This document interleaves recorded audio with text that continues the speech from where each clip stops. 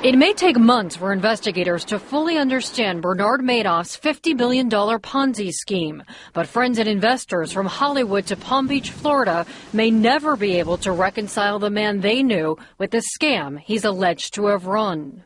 When my wife's sister passed away, Bernie Madoff came to the funeral. That's the type of individual that we all thought he was, a very caring individual. Norman Brayman, former owner of the Philadelphia Eagles, invested with Madoff and says he never appeared too eager to accept new money. You had to know somebody, a friend of a friend, who had some influence for Madoff to accept an account. I mean, this was a classic scam. Though he socialized with a wealthy set, his own lifestyle wasn't overly lavish. He didn't live a flamboyant life. He didn't have a big fancy yacht. It was a combination of factors: what he looked like, his manner, his supposed record, the fact that he was a philanthropist. This was a huge punch in the stomach. It's a personal punch in the stomach because this is somebody I knew and still have affection for. Francis Levy is the director of an educational center that had virtually all its funds invested in Madoff securities. He says the deception is hard to believe. Is it possible that he is a sociopath who cares nothing about human beings?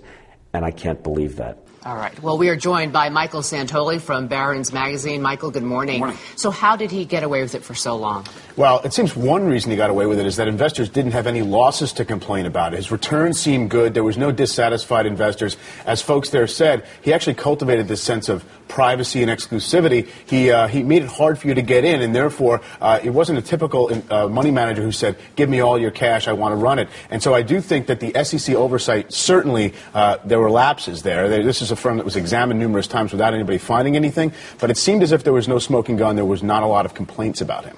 Well, what about like the hedge fund clients? I mean, the people in the financial world, how did they get fooled? Well, there really is not a good excuse for those folks getting fooled, in our opinion. I mean, Barron's 7 years ago raised some questions about the unusual supposed predictability of his returns, the fact that he was so private, the fact that he insisted on privacy from his clients. And what you'll notice is it was not a lot of big state pension funds, for example, that would have a very rigorous kind of vetting process. It was hedge funds who were looking for steady returns, not, by the way, mind-bogglingly high returns, just steady ones, and consistency and no losses. And they were essentially looking to glean fees off of their client accounts by giving it to Madoff. It was really just a convenience matter. How much blame should the SEC be taking in all of this? Well, I think plenty of blame. I mean, obviously, by the SEC's own apparent admission, they clearly feel like they should have caught more of this. But I don't know that it would have been possible to necessarily nail him at an early stage here. If somebody is committed to committing fraud, and if they want to bring new investors to pay off existing investors, which is what a Ponzi scheme is,